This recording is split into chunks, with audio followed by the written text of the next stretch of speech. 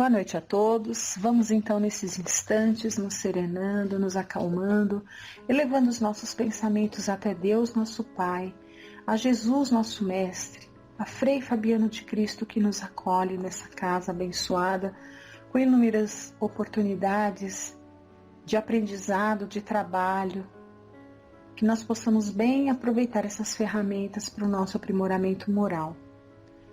Pai nosso que estais no céu, santificado seja o vosso nome. Venha a nós o vosso reino, seja feita a vossa vontade, assim na terra como no céu. O pão nosso de cada dia nos dai hoje.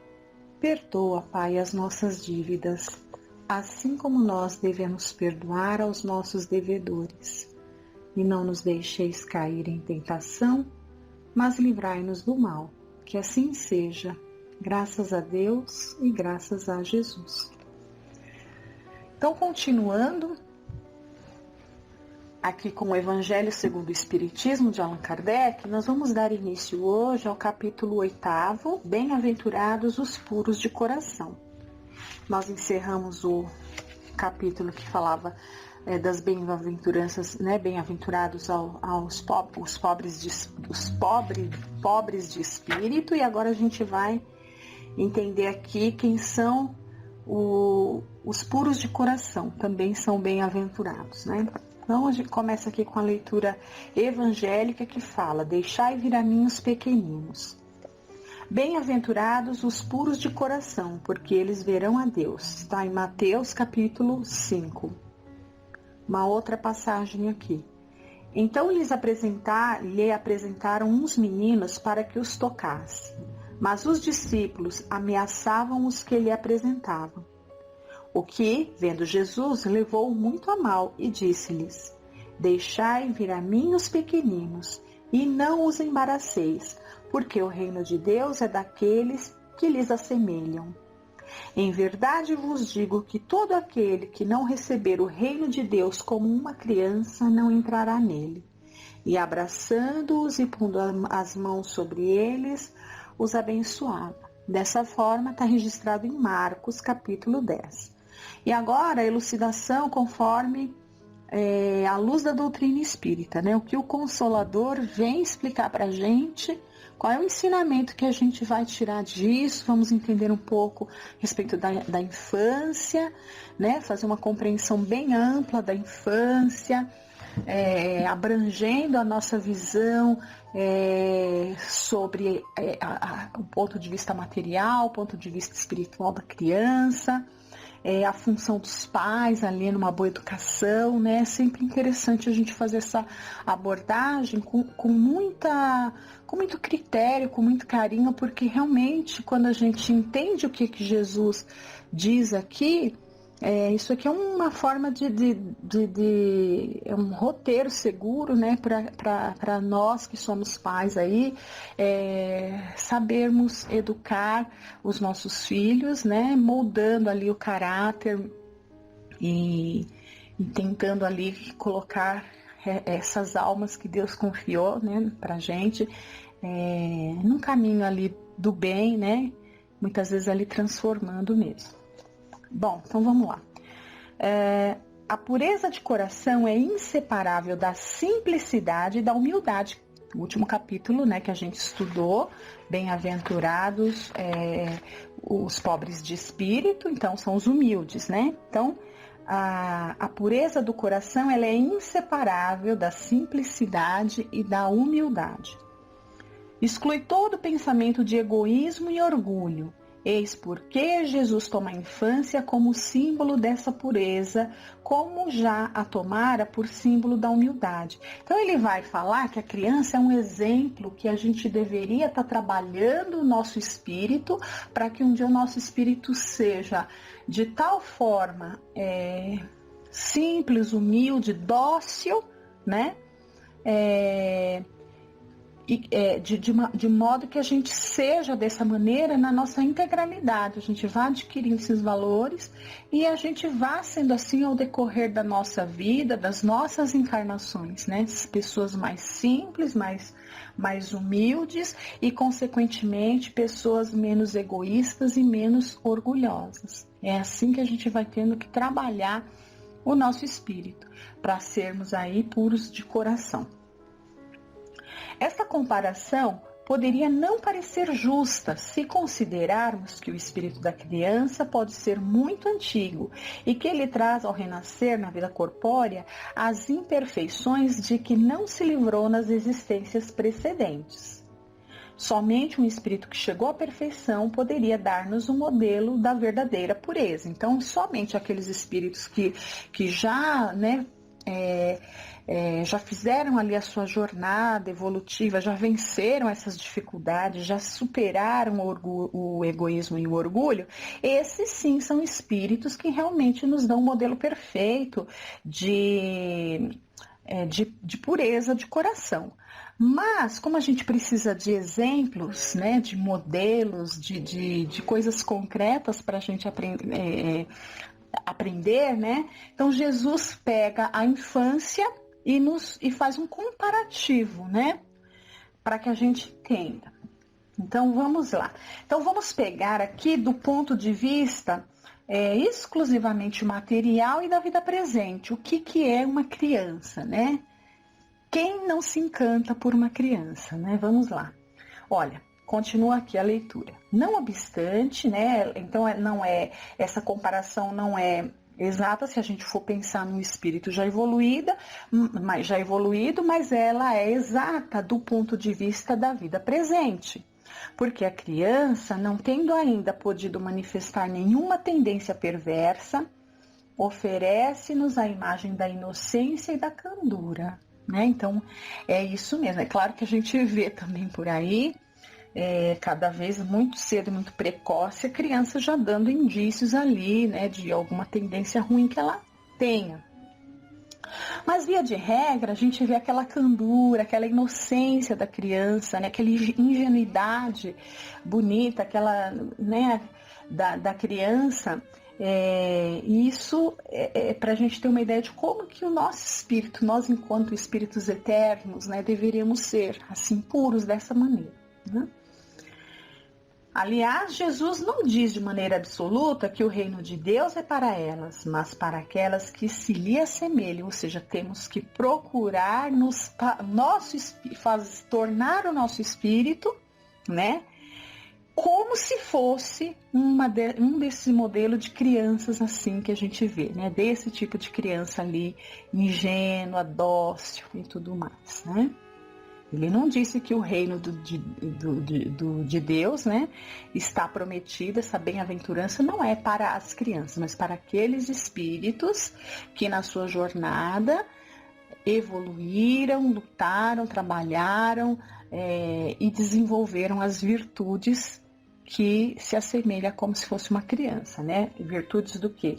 De simplicidade e humildade, como ele colocou aqui. Vamos lá. Mas se o espírito da criança já viveu, por que não se apresenta ao nascer como ele é? Tudo é sábio nas obras de Deus. A criança necessita de cuidados delicados que só a ternura materna lhe pode dispensar. E essa ternura aumenta.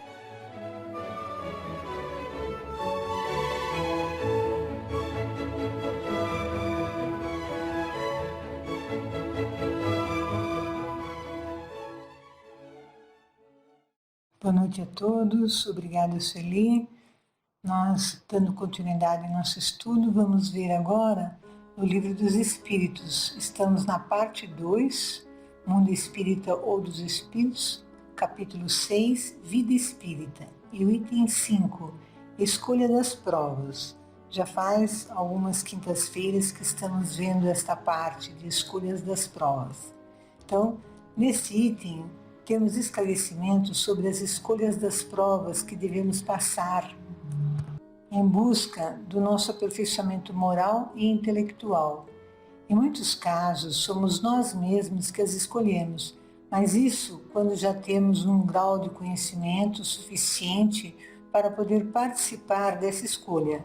Enquanto não conquistamos condição para isso, são os espíritos mais evoluídos que têm esse papel. Mas, em todos os casos, há sempre uma equipe de espíritos que preparam as reencarnações. É enquanto encarnados que podemos fortalecer a nossa alma através das situações que vivenciamos. Enquanto desencarnados, também podemos estudar e se desenvolver espiritualmente, mas na condição de encarnados é que efetivamente e que de fato aprendemos. Já vimos que enquanto desencarnados escolhemos as nossas provas, mas estando encarnados, muitos de nós achamos as provas difíceis e nem sempre a cumprimos integralmente e precisamos voltar a reencarnar para repassar por aquela prova. Vimos também que são escolhidas as provas significativas para o aprendizado do espírito. Portanto, nem tudo que acontece está programado. Hoje veremos as provas que se fazem necessárias até o desenvolvimento integral do espírito e que há espíritos que podem nascer em sociedades mais avançadas e mesmo em sociedades mais atrasadas que ele, embora não seja muito comum. Vamos iniciar pela questão 267 do Livro dos Espíritos. O espírito poderia fazer a sua escolha durante a vida corpórea? Resposta: seu desejo pode ter influência, isso depende da intenção, mas no estado de espírito frequentemente vê as coisas de maneira diferente. É o espírito quem faz a escolha, mas ainda assim ele pode fazê-la nesta vida material, porque o espírito tem sempre os momentos em que se liberta da matéria. Vemos então que o espírito pode escolher suas provas enquanto encarnado, mas ligado ao corpo ele pode se enganar. Mas, nas horas de sono, por exemplo, o espírito se desliga do corpo e nesta condição ele pode ver as situações de maneira diferente. Como vimos, pode fazer a escolha de alguma prova ainda encarnado, mas desligado do corpo no momento de desprendimento. Questão 267A. Muitas pessoas desejam grandezas e riquezas, mas não o será, por certo, como expiação nem como prova? Resposta: sem dúvida, a matéria deseja essa grandeza para gozá-la, e o espírito a deseja para conhecer-lhe as vicissitudes. Quando encarnados, achamos que é melhor ser rico e pensamos em escolher esta prova, porque encarnados não temos uma visão clara dos objetivos da encarnação e apreciamos as facilidades e nem chegamos a pensar nos problemas que as riquezas podem nos trazer. Afinal, como diz um ditado popular, toda moeda tem dois lados, ou seja, tudo tem seu lado positivo e seu lado negativo. Mas, enquanto o espírito pode escolher sim a prova da riqueza, porque através dela também se pode provar as qualidades do espírito. O espírito, na prova da riqueza, pode evoluir muito ou estacionar e ainda criar novas provas, aumentando os débitos a resgatar. Isso não quer dizer que na prova da pobreza o mesmo não aconteça. O pobre pode evoluir muito ou pode estacionar o seu progresso, por exemplo, com a revolta, o desânimo e se entregando a situações que fogem às leis de Deus, causando desgosto aos que os amam e criando provas ainda mais difíceis. Questão 268. Até que chegue ao estado de perfeita pureza, o espírito tem de passar constantemente por provas? Resposta: sim, mas elas não são como as entendeis. Jamais provas às tribulações materiais.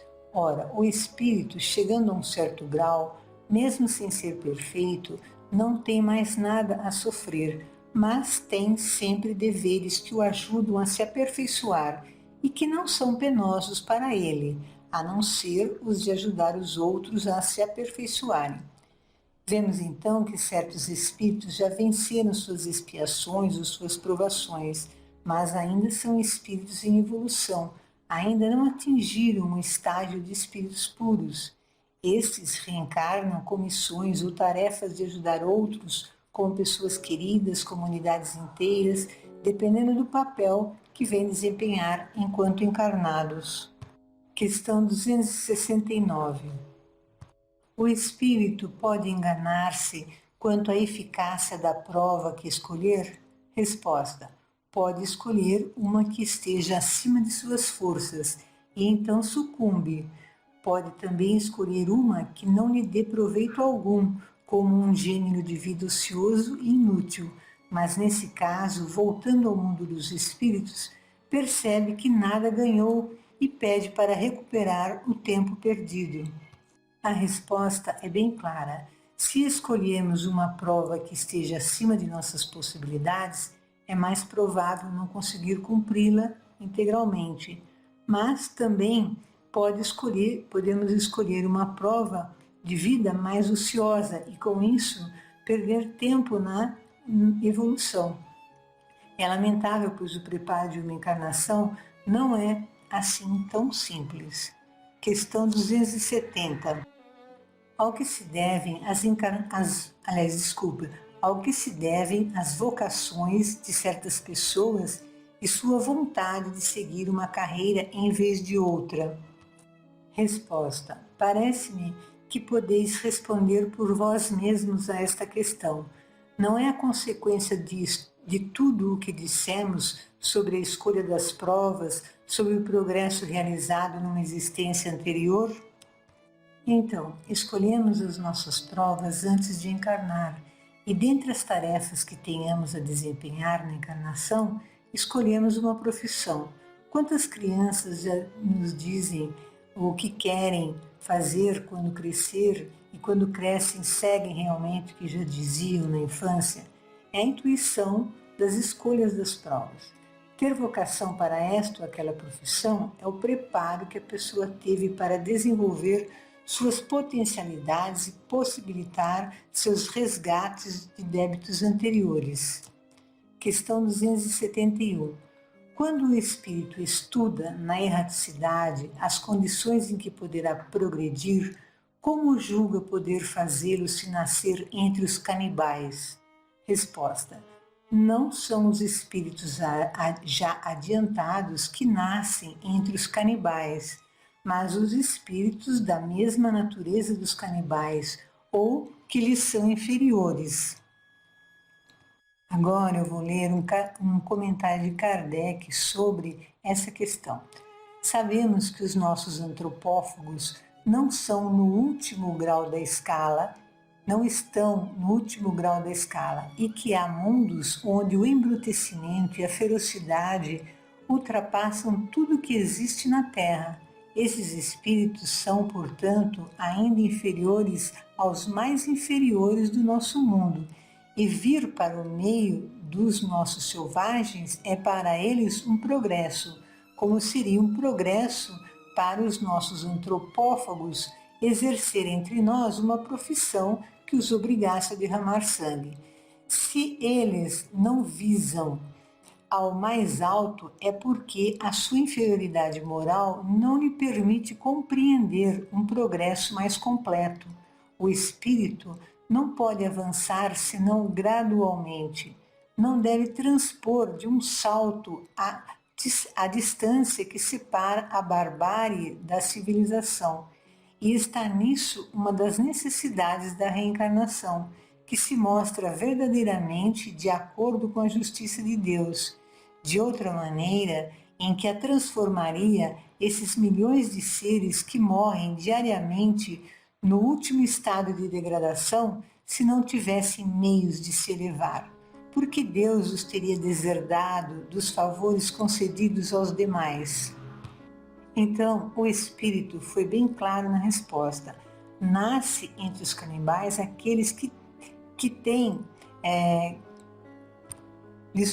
nasce entre os canibais aqueles que também são canibais ou outros espíritos inferiores a eles. Esses inferiores aos canibais que nascem entre eles é um sinal de progresso espiritual, eles avançaram um pouco mais.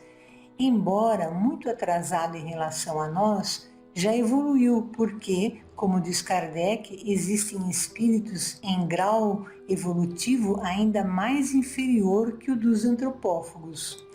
Para espíritos como os antropófagos, os conhecimentos de nossa civilização são coisas inimagináveis para eles. Questão 272. Os espíritos procedem de um mundo inferior à Terra ou de um povo muito atrasado como os canibais? Poderiam nascer entre os povos civilizados? Resposta: sim. Há os que se extraviam ao quererem subir muito alto, mas ficam deslocados entre vós, porque têm hábitos e instintos que se chocam com os vossos. Agora tem um comentário de Kardec. Esses seres nos dão o triste espetáculo da ferocidade em meio da civilização.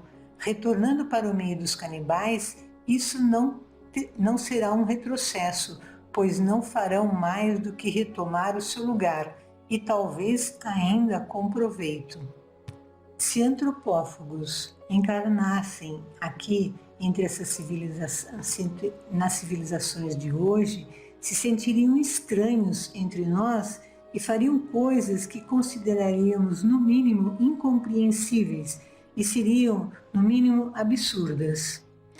Questão 273. Um homem pertence a uma raça civilizada. Poderia, por expiação, reencarnar-se numa raça selvagem?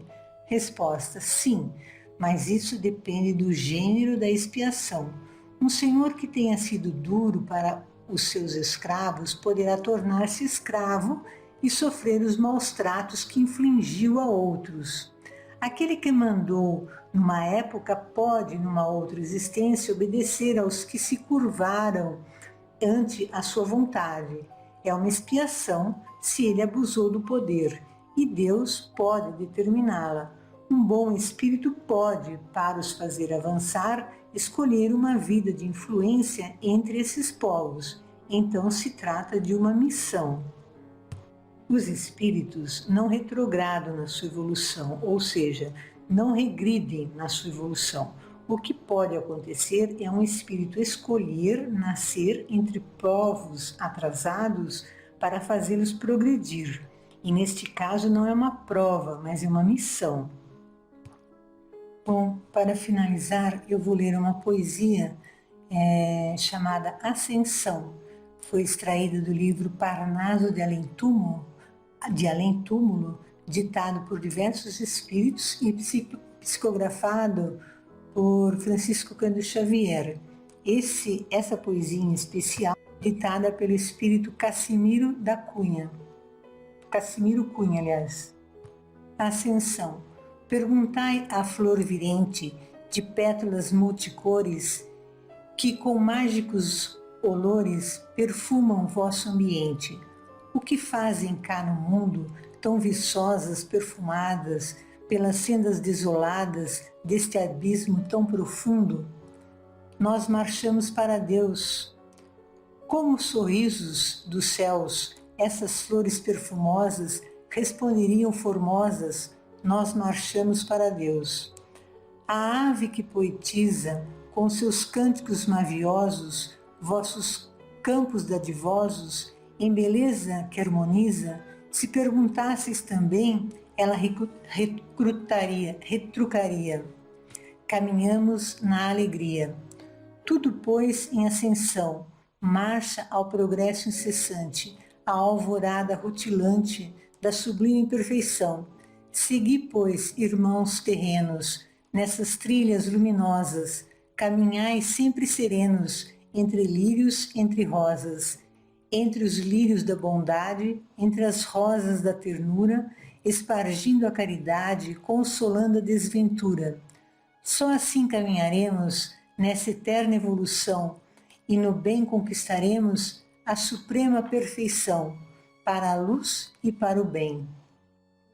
Lembrando então que todos nós estamos aqui neste planeta buscando evoluir, buscando aperfeiçoar o nosso espírito. Que peçamos a Deus que nos dê força, coragem, determinação de estarmos vencendo as nossas dificuldades, pois somente assim conquistaremos a paz interior que tanto buscamos.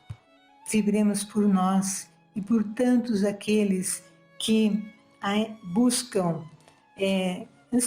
esperançosamente essa conquista, e por aqueles que não pensam nisso ainda. Pai nosso que estais nos céus, santificado seja o vosso nome. Venha a nós o vosso reino. Seja feita a vossa vontade, assim na terra como no céu. O pão nosso de cada dia dai-nos hoje. Perdoai as nossas dívidas, assim como nós perdoarmos os nossos devedores. E não nos deixeis cair em tentações, mas livra-nos, Senhor, de todo mal. Que assim seja. Graças a Deus. Obrigada a todos. Boa noite.